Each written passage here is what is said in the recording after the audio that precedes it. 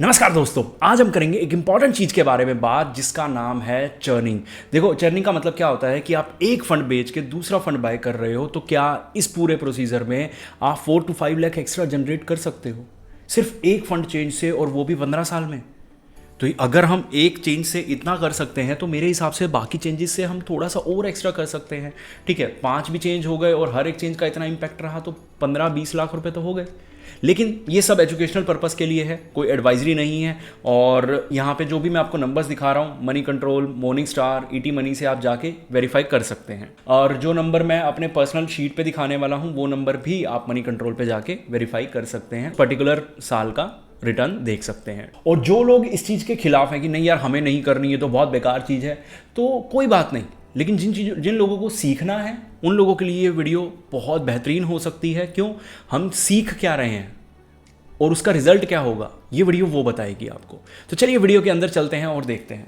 यहाँ पे ये 2 फंड हैं, मैं अभी फंड का नाम रिवील नहीं करूँगा। इस फंड को आप हटा दो एक बार के लिए, हम सिर्फ और सिर्फ फोकस करते हैं इस फंड पे। नीचे 64% और 50%, यानी कि अगर आपने 1 लाख रुपए डाला होता तो यहाँ 1,50,000 रुपये हो गए होते। और फिर उसके ऊपर 64% मतलब रिटर्न की अगर मैं बात करूं तो ऑलमोस्ट 2,30,000 से आसपास का प्रॉफिट हमारा बन गया होता, या उससे भी ज़्यादा। ठीक है, अब 1 लाख रुपए डालने पर आपको 2.3x, ठीक है, मतलब टोटल आपके पोर्टफोलियो की वैल्यू 2.3x हो गई, यानी कि आपने जितना डाला था उससे ज़्यादा तो रिटर्न जनरेट कर लिया। ये किया था पीजीएम इंडिया मिड कैप ने, और इनके एक फंड मैनेजर आए थे जिनका ट्रैक रिकॉर्ड बहुत अच्छा था, और पहली बार था कि इस एएमसी में कोई बढ़िया बंदा आया है। तो मैं नहीं कहता कि मैंने पूरा 114% अगर यहाँ पे मिल रहा था तो हमने पूरा ग्रैब कर लिया, लेकिन इसमें से हमने 70-80% ग्रैब कर लिया था। और कुछ क्लाइंट्स का हुआ होगा 114% ग्रैब, लेकिन उन क्लाइंट्स की मैं बात नहीं करूँगा। रीज़न क्योंकि वो क्लाइंट्स बहुत मतलब एक तरह से काफ़ी ज़्यादा पैसा डाल रहे होते हैं, तो उनके लिए प्रॉब्लम नहीं होती कि उनके पोर्टफोलियो में मुझे रिस्क लेने में। ठीक है, वो इस तरह का रिस्क ले सकते हैं। यहाँ पे आपको रिवॉर्ड दिख रहा है लेकिन रिस्क भी बहुत बड़ा था। ये नॉर्मल क्लाइंट का पोर्टफोलियो है कि जो नॉर्मल रिस्क ले रहा था उसने इतना 70-80% जनरेट कर लिया। अब इस समय जब ये कर रहे थे ना, तो यहाँ पे ये 64 पता क्यों आया, ये इससे भी काफ़ी ऊपर चला जाता, लेकिन इस टाइम पे यहाँ पे हो गई इनकी टीम चेंज, इनके फंड मैनेजर चेंज। यहाँ पे हमने एंट्री ली थी ये सोच के कि फंड मैनेजर नए आए हैं, और यहाँ पे हमने एग्जिट किया क्योंकि हमें पता था कि अब वापस वही चीज़ें होने वाली हैं इस फंड के अंदर। तो हमने यहाँ पे मोतीलाल ओसवाल, इन्वेस्को, निपोन, इस तरह के फंड्स में, एडलविस मिड कैप, इस तरह के फंड में हमने डालना पैसा शुरू किया। अगर मैं 2 फंड की, इन 4 फंड की बात करूँ और नीचे करूँ एडलविस की बात, कि हमने चेंज करके कितना एक्स्ट्रा बेनिफिट निकाल लिया।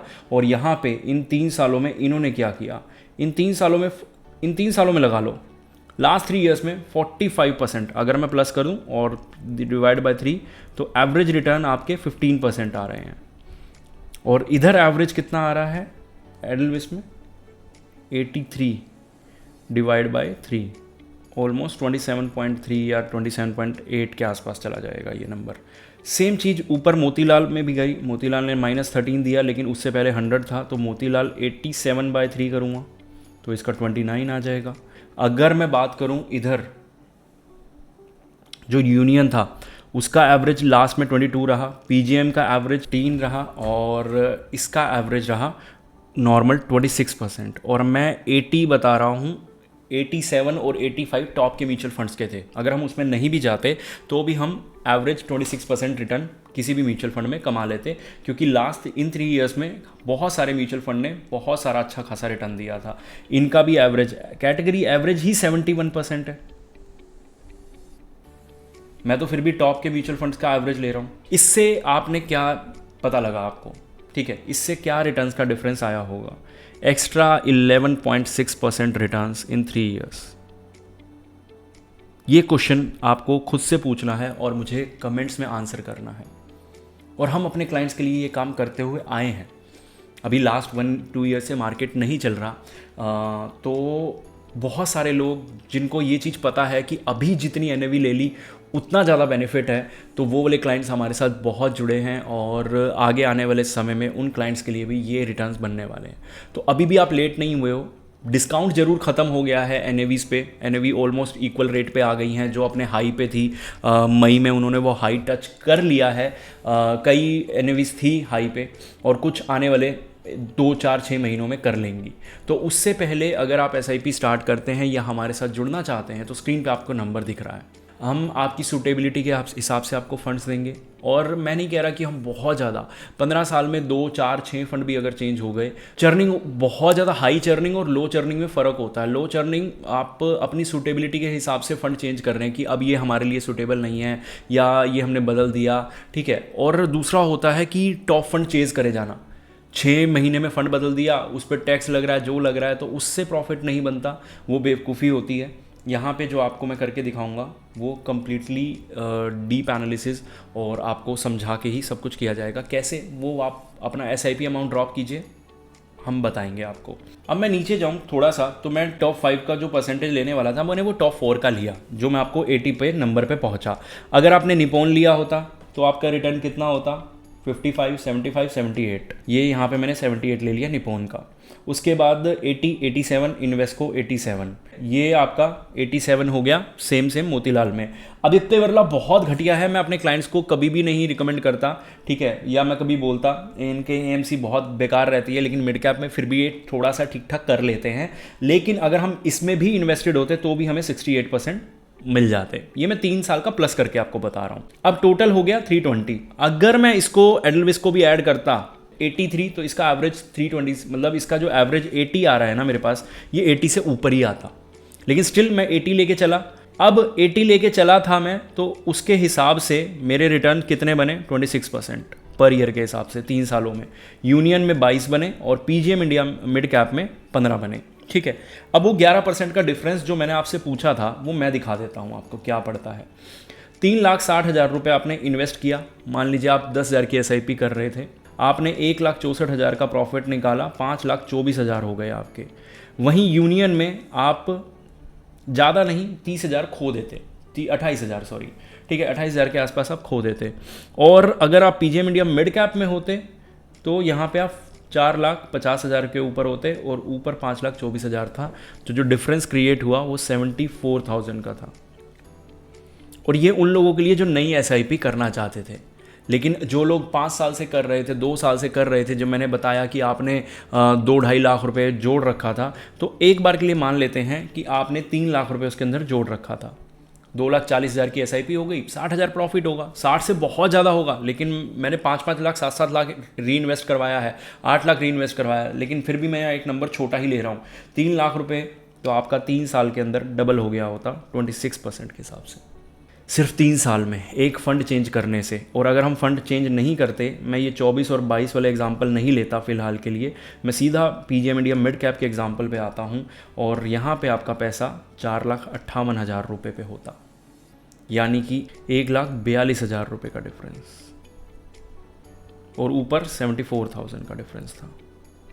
तो ये डिफरेंस अगर मैं इनको कर दूंगा तो समथिंग एक्स्ट्रा 2 लाख रुपए आप जनरेट कर गए सिर्फ एक चेंज से 3 साल के अंदर। अगर आप इसको अब 2 लाख रुपए को कंपाउंड कर दो, ठीक है, आपने 2 लाख रुपए एक्स्ट्रा जनरेट किए। मैं नहीं कहता उसके बाद ये 3 साल में डबल हो रहे हैं, ये 4 या 5 साल में भी अगर डबल होते हैं, 4 लाख, 8 लाख और 16 लाख, टोटल 5 साल का इन्वेस्टमेंट आपका यहाँ पे हो गया। 5 साल में ये फिर से डबल हुए, 5 में ये डबल हुए, 5 में। अगर आपका 20 ईयर्स का होराइजन है तो आपने सिर्फ एक चेंज से 16 लाख रुपए का चेंज कर लिया। मैं उस पे आ जाता हूँ 15 पे। मोस्टली लोग 15 साल चलते हैं, जो मेरे साथ हैं वो भी 15 साल 10 साल का गोल है। 15-20-25 वाले लोग बहुत कम होते हैं, तो मैं रियलिस्टिक लूँगा। बाकी लोग 35-35 साल का एग्जाम्पल लेते हैं वीडियो में, ठीक है, 30 साल का, यहाँ पे मैं वो भी नहीं ले रहा। मैं 15 साल के एग्जाम्पल में बोलूँ तो 15 साल में 8 लाख का डिफरेंस, 8 लाख का डिफरेंस सिर्फ एक चेंज से आ जाएगा। तो ये है चर्निंग की पावर।